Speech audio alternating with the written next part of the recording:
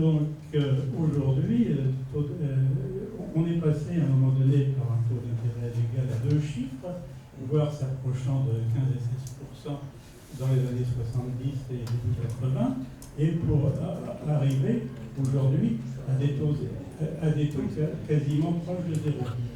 Et donc, nous avons affaire à un redéploiement complet du capital, et ce redéploiement complet du capital, je pense que toute la sphère superstructurelle au-dessus du capital est visée. Toutes les institutions de concertation, toutes les institutions sociales sont visées par priorité par rapport à la rentabilité du capital pour faire valoriser l'actionnaire au détriment des autres usagers de la création de richesses dans notre pays. Voilà un ébauche de ce que je peux penser de la situation d'aujourd'hui. Alors ce que je vous propose, j'ai encore deux inscrits qui sont Roland Veil et Stéphane Boer.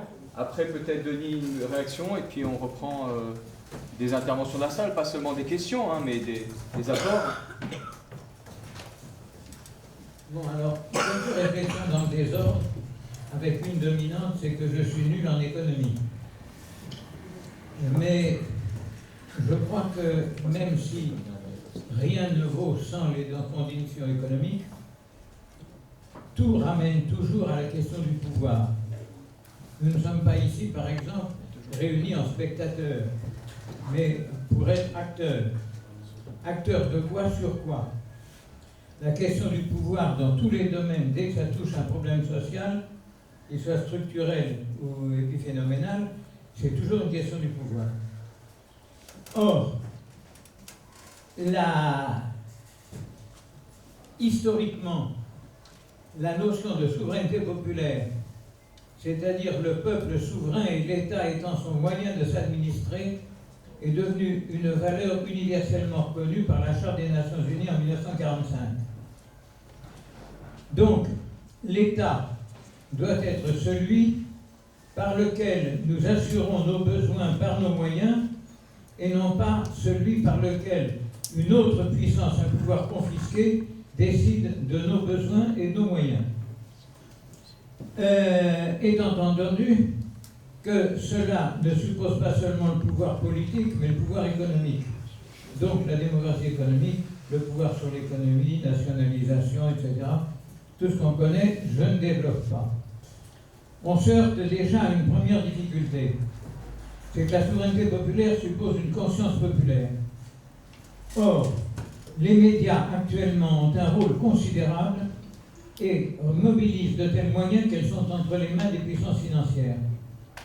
Deuxièmement, et là je vais faire du marxologisme primitif, le développement des forces productives crée une idéologie et des consciences populaires technocratiques, purement technicistes, où la connaissance technique l'emporte sur la culture et les valeurs, si bien que nous passons, même dans la conscience populaire, de la démocratie à l'expertocratie.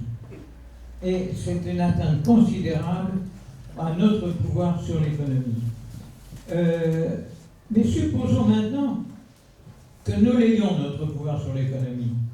Avec cet élément qu'on oublie considérablement, si on passe de la production à l'approche par la consommation, il y a dans le pacte des Nations Unies sur les droits économiques, sociaux et culturels un article 11 qui dit que les États partis au pacte reconnaissent le droit de toute personne et sa famille à un niveau de vie suffisant comportant nourriture, vêtements et logement et s'engagent à prendre les mesures appropriées.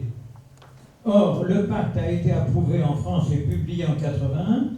D'après la Constitution, un pacte approuvé a dès sa publication une autorité supérieure à celle des lois. Que fait-on aujourd'hui pour exiger l'application du pacte pour que chaque famille ait un niveau de vie suffisant? Ceci suppose évidemment une autre logique de gestion économique de l'État. C'est une première remarque. Mais je débouche sur une deuxième. La deuxième qui a été déjà ébauchée tout à l'heure. supposons que nous ayons ce pouvoir d'État. Supposons que nous ayons réussi à nous affranchir d'un pouvoir confisqué et de faire respecter notre libre disposition de nos moyens et de nos ressources. En 1971, l'Assemblée générale des Nations unies a adopté une résolution qui proclamait, pour les États anciennement colonisés, le droit des peuples à leurs ressources naturelles. Ils ont eu leurs ressources naturelles et ils continuent à crever de faim parce qu'ils n'avaient pas accès au marché, car c'était les marchés qui décidaient de leur utilisation de leurs ressources naturelles. Nous sommes tributaires de l'économie mondiale. Or, cette économie mondiale, si la charte dont je parlais tout à l'heure donne aux peuples leur politique, elle ne leur donne pas le pouvoir économique.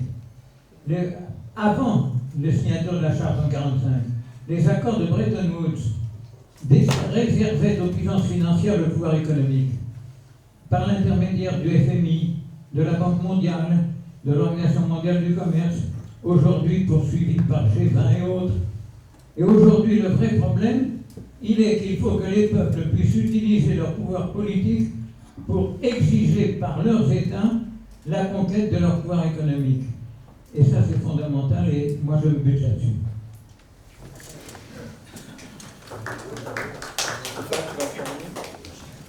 Stéphane Boer qui est ici.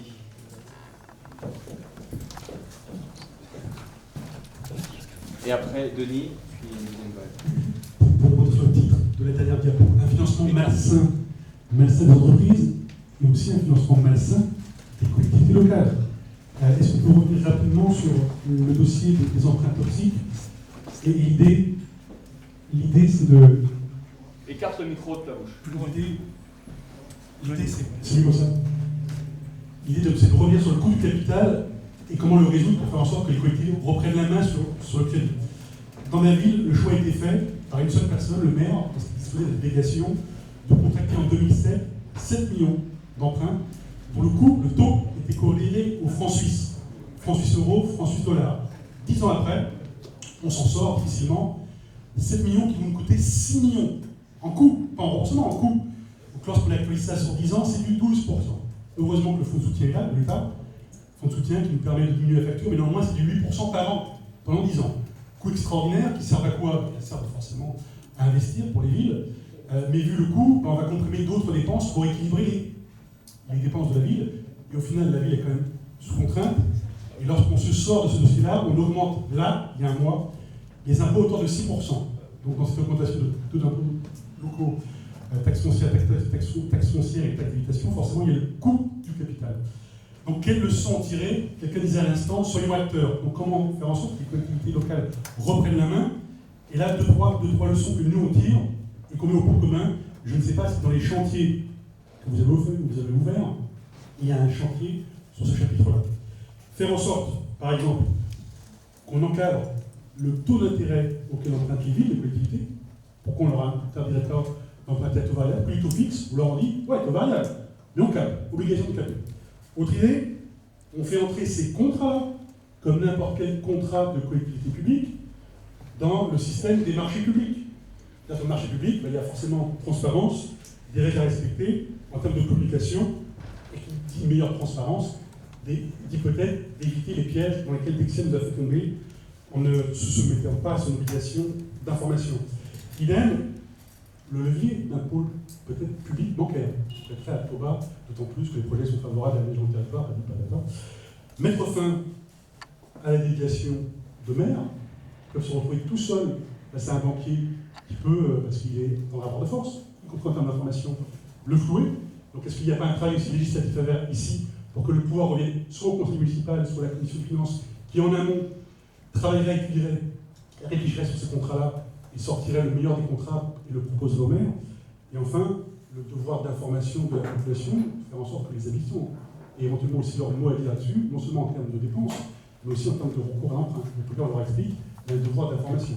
Donc, autre chantier qui pourrait être ouvert, je ne sais pas s'il est ouvert, mais voilà ce que nous on tire très concrètement des financements malsains des collectivités, du coût du capital qui a aussi écrasé certaines collectivités, et est-ce que là, le groupe ne pourrait pas se saisir, je parle bien du groupe nouvellement élu, se saisir de ce dossier-là pour faire avancer la législation, être acteur, et clôturer définitivement ce dossier.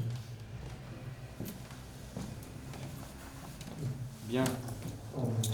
Excellent. Denis? Oui, alors peut-être sur ce sujet-là, j'ajouterais, alors, je trouve que les conclusions de Stéphane sont excellentes, j'en ajouterais une sur laquelle on a pas mal travaillé, et qui est liée à la question que posait Jean-Pierre Israël tout à l'heure. C'est-à-dire, l'endettement des collectivités territoriales, le financement des collectivités territoriales, c'est étroitement lié à la question de la solution à apporter à ce qui est devenu le problème de la dette publique. Et qui ne devrait pas être un problème, ça devrait être une solution. Le financement des investissements judicieusement choisis par l'État ou par les collectivités territoriales, c'est une solution. Aujourd'hui, on le présente comme un problème, comme une malédiction et comme la cause de tous les maux. Et effectivement, c'est la cause de maux extrêmement graves, extrêmement douloureux, que ce soit dans les communes qui ont contracté des emprunts toxiques, ou que ce soit pour les politiques économiques, dans un État comme la France, où on nous ressort en permanence l'argument de la dette publique pour nous expliquer qu'il faut casser les services publics. Alors nous avons une idée là-dessus, qui est une idée politique. C'est-à-dire, si on commence, parce qu'effectivement, le problème est de dimension européenne. On a le problème en France, on a en Grèce, on a en Italie, et les normes d'endettement public qui s'appliquent aux budgets nationaux de la zone euro sont des normes qui sont élaborées sous la forme de directives ou de traités européens. Donc il y a un problème européen. Donc on ne va pas esquiver le problème européen, il faut le... Et le problème, c'est que si on commence par dire réunissons les 28 gouvernements ou les 27 pour qu'ils négocient les nouvelles règles